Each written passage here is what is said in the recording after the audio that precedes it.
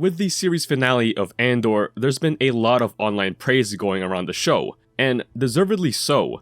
Every aspect and attribute of Andor is handled with such care and delivered in top quality that I don't think it's that much of a hot take to say that it's the best Star Wars media ever. From the visuals to the characters and the arcs, and of course, the stellar writing from showrunner Tony Gilroy, a Star Wars head or not, it's very clearly an all-time great show. But one aspect I really want to hone in on, talk about and praise specifically, is the use of music.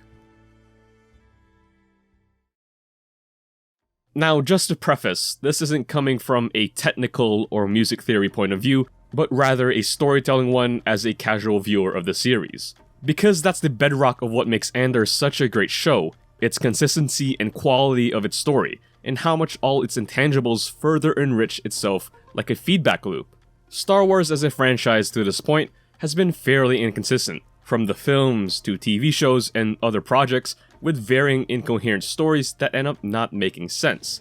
We've decoded the intel from the First Order spy, and it confirms the worst. Somehow Palpatine returned. But the one through line in all of this is this quote from George Lucas himself. Again, it's like poetry, so if they rhyme, every stanza kind of rhymes with the last one. It's a quote that's been used to death in other videos covering the franchise, and for Andor, it probably echoes louder than ever before. Set right before the beginning of Rogue One, a film which ends seconds before A New Hope, Andor's roots were always set to branch to those films. It had to, for the sake of consistency and canon. So to see iconography or hear dialogue pointing to those directions, that was always going to be the case. But what Andor does with that endgame, it takes the direction of leitmotifs and subtle acknowledgements rather than simple nostalgia.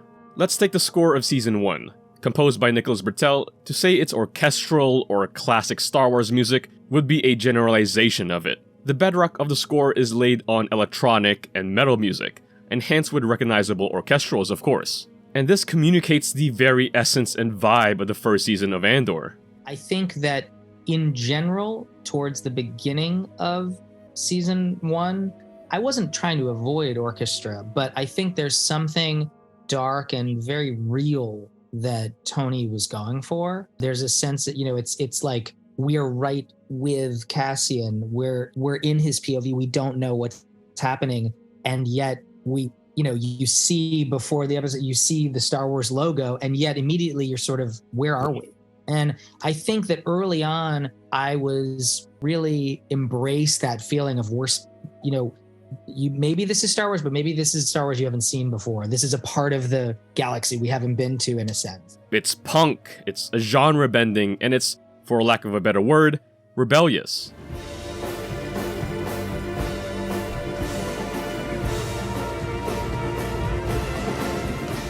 It's not rooted in structure or cleanliness that's within the Empire's DNA. It's distorted, gritty, dirty, yet inspiring, perfectly encapsulating the hardships during the humble beginnings of the Rebel Alliance. An alliance that's been built up through generations, which brings me to perhaps a track that'll become iconic in the years to come, Past Present Suite.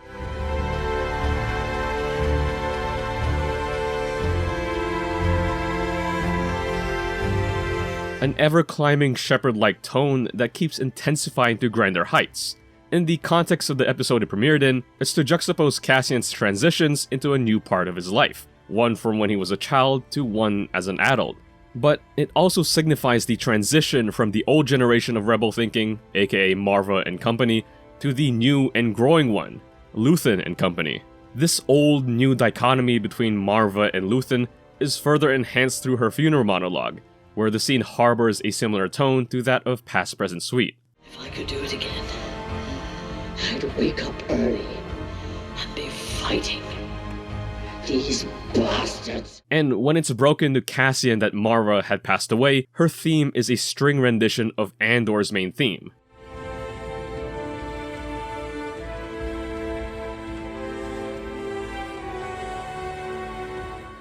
Further cementing that notion that he's now taken the torch that Marva had lit all those years ago, which is just beautiful to listen to.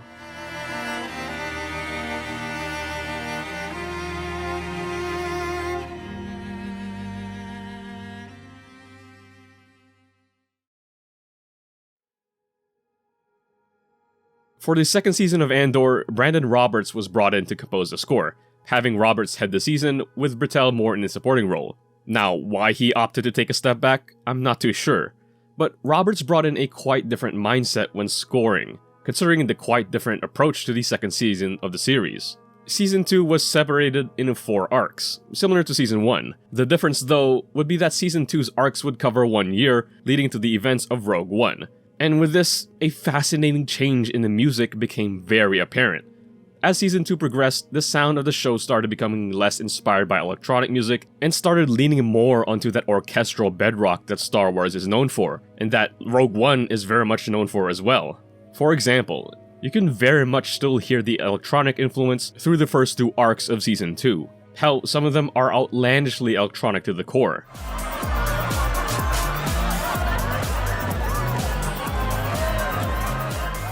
What a banger. And by the time you get to around halfway through the season, it's just an outright orchestral film score with shades of Michael Giacchino and of course John Williams, making the connection between Andor, Rogue One, and A New Hope all the more seamless. There was a lot of discussion as the plot develops over the season to have the music slowly becoming more orchestral and less electronic, so that when it finally touched Rogue One, it would feel like the palette had shifted to that. So each episode, we kept pushing this transition farther and farther along. One of my favorite leitmotifs within the season plays during this scene.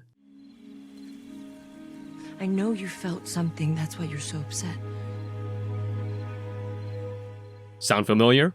It's the note that plays during the binary sunset scene in A New Hope,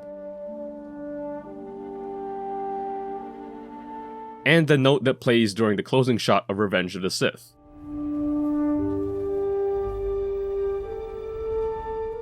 Again, it's like poetry, so if they rhyme, every stanza kind of rhymes with the last one. Coming off a scene that mentions the Force for the first time in the series, it's not too abrasive to where it's nostalgia bait, but it's just enough to be a subtle nod to the future of the story.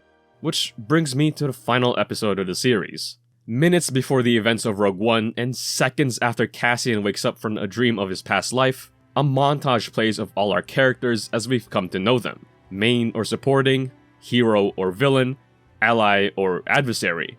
All the while, a track titled Past, Present, Future is played, a more realized version of the Past, Present suite from Season 1.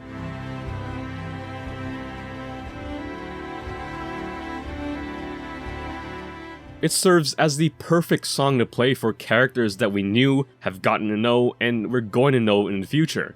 It's incredibly cathartic and tragic knowing the endgame for a number of these key characters in the cause for the greater story. Yet it serves as a perfect bookend to one of the best shows in modern television. I've been incredibly jaded with the mindset within Lucasfilm and how Star Wars is approached. But what Andor represents is a true tour de force of artistry and creativity that should be nearly impossible within the heavy micromanagement structure that is the Disney machine. Yet, here we are. What started as a TV show about a supporting character from a prequel film about supporting characters turned into probably the crown jewel of Star Wars storytelling. A miracle that we'd be so lucky to see something of this quality ever again. This is A Piece of Media. Thanks for watching.